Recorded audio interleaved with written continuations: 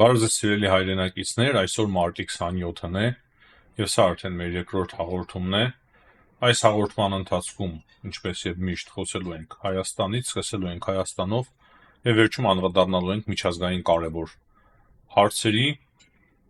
հիմնականում Հայաստանի ներքաղաքական հարցերին չեմ ցանկանում անդրադառնալ, բայց գիտեմ, թե ինչ է տեղի ունեցել Գյումրիում, ընտրակաշառքի պահով ձերբակալությունները, ուղղակի ճիշտ ասած մենք պայմանավորվել ենք, որ հիմնականում չենք անդրադառնալու Վրաստանի եւ Հայաստանի ներքաղաքական գործընթացներին, բայց ընդհանրապես մեկ խոսքով ասեմ, որ իրոք ընտրակաշառքների բաժանումը անընդունելի է եւ լուրջ մտահոգություններ է առաջացնում, քանի որ ապագայում, երբ որ խորհրդարանական ընտրությունները Հայաստանում տեղի ունենան, եթե հիմա դա չկանխվի, ապա 26 թվականին դա կարող է ստանալ շատ մեծ մասսայական բնույթ եւ բավականին լուրջ խնդիրներ առաջացնել թե օրենքի տեսանկյունից եւ թե Հայաստանի քաղաքացիների ընտրության տեսանկյունից, ինչը կարող է վերադարձնել Հայաստանը նախահեղափոխական այդ կաշառակերության դաշտ։ Եվ նախքան անդրադառնալը կարևոր քաղաքական հարցերի, հիշեցնեմ լայքերի համար, լայքերը մեզ կարևոր են իրոք, որպեսզի մեր հաղորդումը շատ ավելի ընդգրկում ստանա եւ ավելի շատ մարդիկ տեսնեն այս կարևոր հաղորդումը, քանի որ հիմա մենք խոսելու ենք մի շարք հետաքրքիր հարցերից։ Հայաստանի եւ Ադրբեջանի խաղաղության համաձայնագրի մասով Ադրբեջանից է եղել արձագանք, զարմանալի է, բայց եղել է արձագանք, փաստացի Ադրբեջանի նախագահի հատուկ հանձնակատարը հորդորել է Երևանին արագացնել խաղաղության պայմանագրի ստորագրման գործընթացը, բայց նույն ժամանակ չի մոռացել պահանջներ ներկայացնել Հայաստան, կրկին հիշել են սահմանադրությունը, խոսել են այն մասին, որ իբր Հայաստանը տարածքային պահանջներ ունի Ադրբեջանից եւ ինչը նաեւ կարեւոր է, նա ասել է, որ պետք է դուրս բերվեն երրորդ ուժերը հայ-ադրբեջանական սահմանից։ Առանձին մտահոգություն է առաջացնում Ադրբեջանի համար Եվրամիության դրդական առաքելության ներկայությունը, քանի որ այն բոլոր ապատեգիկատվությունները, որոնք որ տարածում է Ադրբեջանը, բախվում են պատին, ոչ ոք լուրջ չի ընդունում եւ Եվրամիության դիտորդները ասում են, որ ոչ մի հրադադարի խախտում տեղի չի ունենում, փաստացի հստակ պարզ է դառնում բոլորի համար, որ նրանք ապատեգիկատվություն են տարածում։ Չեն ուզում այնպես խախտել իրավիճակը, լարվածություն առաջացնել, որ հետո միջազգային հանրությունը հստակ իրենց մեղադրի։ Այդ իսկ պատճառով հələ որ ստիպված են այդպիսի հայտարարություններ տարածել ընդհանրապես եւ իրենց նպատակն է, որպեսզի Եվրամիության դրդական առաքելությունը հեռանա, որպեսզի իրենց ձեռքերը ավելի ազատ լինեն եւ արդեն կարողանան հրադադարներ խախտել եւ իլուր աշխարհի տարածել այն ապատեգիկատվությունը, որը որ իրենց է ձեռնտու։ Ես կարծում եմ, որ սա բոլորն են հասկանում։ Շատ պարզ, հասարակ, պրիմիտիվ մոտեցում է։ Այսօր հետաքրքիր հայտարարություններ են հնչել նաեւ Ռուսաստանի Դաշնության կողմից Հայաստանի մասով, ինչ այլոց Արարատ Միրզոյանի այցին Ղազախստան եւ հանդիպումներին չեմ անդրադառնա, ճիշտ է Ղազախստանը շատ կարեւոր ուղղություն է, բայց նույն ժամանակ մենք հասկանում ենք, որ Ղազախստանից մեծ հաշվով քաղաքական առումով ոչ մի լուրջ աջակցություն Ղազախստանը մեզ երբեք չի ցուցաբերի, ավելի պրոադրբեջանական դիրքորոշում ունի, բայց լավ է, որ աշխատում է Ղազախստանի հետ, դա եւս նշենք, բայց նույն ժամանակ չեմ ցանկանում խորանալ Ղազախստանում տեղի ունեցած հանդիպումներին եւ այնտեղ հնչած հայտարարությունների մեծ հաշվով այդտեղ նորություն չունեն։ Ռուսաստանի հայտարարությունների մասով հետաքրքիր հայտարարություններ արել այսօր Ռուսաստանի արտգործնախարարությունից Մարիա Զախարովան, նա նշել է, որ Հայաստանի եւ Ռուսաստանի առաջնորդները, ղեկավարները մշտական կոնտակտի մեջ են, երկխոսությունը Ռուսաստանի եւ Հայաստանի միջեւ շարունակվում է, բայց նույն ժամանակ նա ասում է, որ կան պահեր, որոնք որ դեռևս չեն հաջողվել լուծել եւ ասում է, որ մենք քննարկում ենք այդ հարցերը եւ հույսով եմ, որ այդ հարցերի լուծումը եւս կգտնվի։ Զախարովան նաեւ հիշել է երակողմ այդ ֆորմատը, երակողմ հանձնաժողովը Ադրբեջանի, Հայաստանի եւ Ռուսաստանի ճանապարհների ապաշրջափակման մասով եւ հույս է հայտնել, որ շուտով այդ ֆորմատը կվերագործարվի։ Հիշեցնեմ, որ օրեր առաջ Հայաստանի Հանրապետության ազգային ժողովի նախագահ Արեն Սիմոնյանը հստակ ասում էր, որ այդ ֆորմատը այլևս չի վերագործարկվի։ Այսօր Հայաստանի մասով Ռուսաստանից նաև Օվերչուկն է հայտարարություններ արել, եւ հստակ նշել է, որ Հայաստանի հետ բազմաթիվ հարցեր վերանայման կենթարկվեն, տնտեսական բազմաթիվ հարաբերություններ վերանայման կենթարկվեն, եթե Հայաստանը դառնա Եվրամիության անդամ։ Ինչքան լավ է։ Այսինքն ռուսներն էլ են արդեն իրատեսական համարում, որ Հայաստանը դառնա Եվրամիության անդամ։ Դա հետաքրքիր է իրոք եւ շատ լավ էր, որ այդպիսի հայտարարություն են անում, հասկանալով, որ Հայաստանը իրոք կարող է դառնա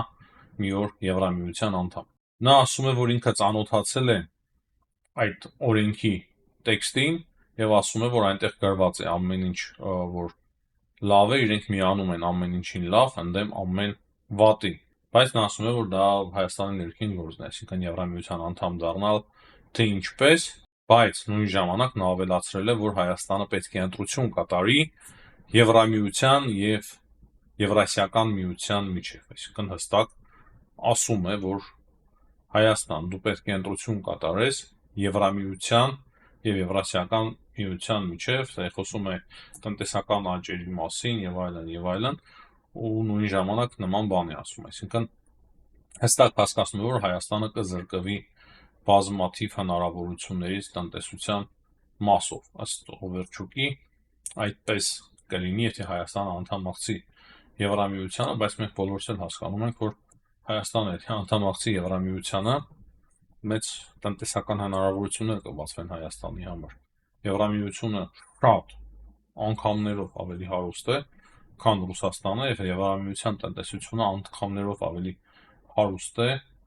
քան Ռուսաստանի տնտեսությունը, եւ դա է նաեւ պատճառներից մեկը, որ բազմաթիվ երկրներ ձգտում են դառնալ Եվրամիության անդամ։ Հայաստանի մասով նաեւ կարեւոր է նշել, որ Ամերիկայի Միացյալ Նահանգների դեսպանն է հիմա այցելել Սյունիք եւ փաստացի Ամերիկայի Միացյալ Նահանգների դեսպանի այցից հստակ պարզ է դառնում, որ Ամերիկայի Միացյալ Նահանգները բավականին հետաքրքիր եւ կարեւոր շահեր ունեն նաեւ Սյունիք։ Ես հույսով եմ, որ Ամերիկայի Միացյալ Նահանգները ավելի լուրջ կմոտենան իրոք Սյունիքի մեջ ներդրումներ անելուց, քանի որ դա ձեռնտու է ոչ միայն հայկական կողմին, այլ նաեւ ամերիկյան կողմին։ Այսքանը Հայաստանին վերաբերող հարցերից, հիմա քննարկենք միջազգային կարևոր հարցերը, հետաքրքիր հայտարարություն է արել Ամերիկայի Միացյալ Նահանգների պետքարտուղար Մարկո Ռուբիան Ուկրաինայի մասով եւ մասնավորապես Սևծովի վրա հրադադար հաստատելու մասով։ Նրա խոսքերով Ռուսաստանը պատրաստ է հրադադար հաստատել Սևծովի վրա, եթե մի շարք պատժամիջոցներ վերացվեն, այդ թվում նաեւ Եվրոպական միությունը մի շարք պատժամիջոցներ վերացնի։ Զելենսկին, ինչպես գիտեք, գտնվում է Փարիզում եւ Փարիզում ընթանում է Եվրոպական միության երկրների առաջնորդների գագաթնաժողովը, այնտեղ եւս եղել են հետաքրքիր հայտարարություններ եւ Զելենսկին այնտեղ հայտարարել է, որ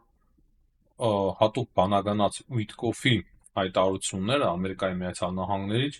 շատ նման են Կրեմլի նարատիվներին եւ նա ասում է, որ ես չեմ կարծում, որ դա մեզ կմոտեցնի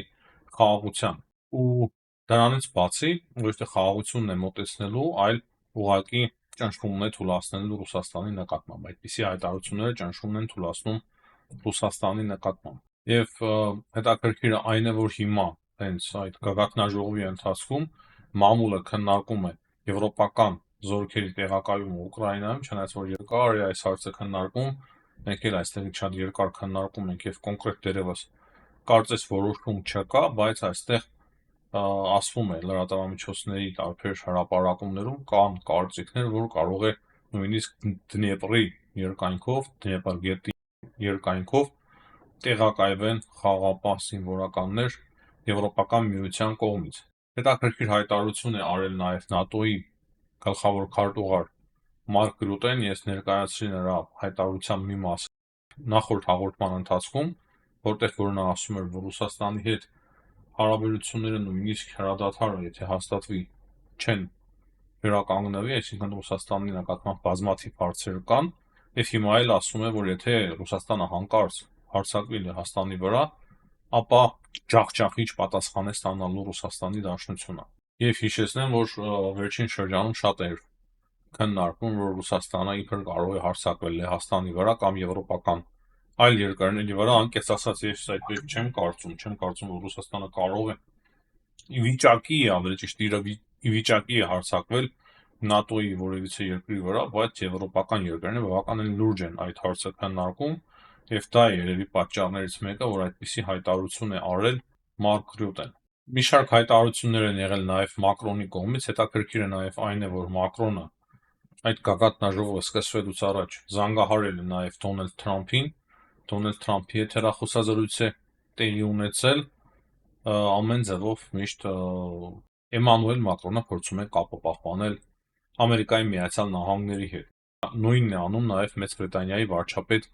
Քիր Ստարմերը։ Դրանից բացի հիմա Փարիզում նաեւ քննարկվում է հրադադարի, այսինքն եթե հրադադարը լինի, հրադադարի իրականացման մեխանիզմներ մշակելու հարցը, այսինքն Եվրոպական միությունը լրիվությամբ ներգրավում է ռուս-ուկրաինական պատերազմի մեջ եւ այնպես չստացվեց, որ Եվրոպական միությունը դուրս մնաց ռուս-ամերիկյան բանակցություններից, թե Ուկրաինան եւ թե Եվրոպական միությունը մաս են դառնում փաստացի, եթե նույնիսկ առանց Եվրոպական միության ընդհանուր բանակցությունները, բայց միևնույն է, գալիս է պահը, որ առանց Եվրոպական միության անդամ երկրների հարցեր չեն որոշում, այսինքն նույն Սև ծովի վրա հրադադար հաստատելու համար Ռուսաստանի Դաշնությունը պահանջում է, որպեսզի հանվեն մի շարք չեղարկվեն մի շարք պատժամիջոցներ, որոնք մտցվել են նաև Եվրոպական միության կողմից, եվրոպական երկրների կողմից։ Եվ դրանից բացի, եթե հրադադար հաստատվի, ապա վերահսկման մեխանիզմները թե Սև ծովի վրա եւ թե ընդհանրապես ռուս-ուկրաինական պատերազմի ամբողջ երկայնքով այդ մեխանիզմները բնականաբար աշխատացնելու է, գործարկելու է Եվրոպական միությունը։ Այս պահի դրությամբ այսքանը, սիրելի հայրենակիցներ, կրկին հիշեցնեմ լայքերի համար, բաժանորդագրվեք, եթե չեք բաժանորդագրվել դեռևս մեր ալիքին, մեր ալիքի դիտումների մոտավորապես 50%-ը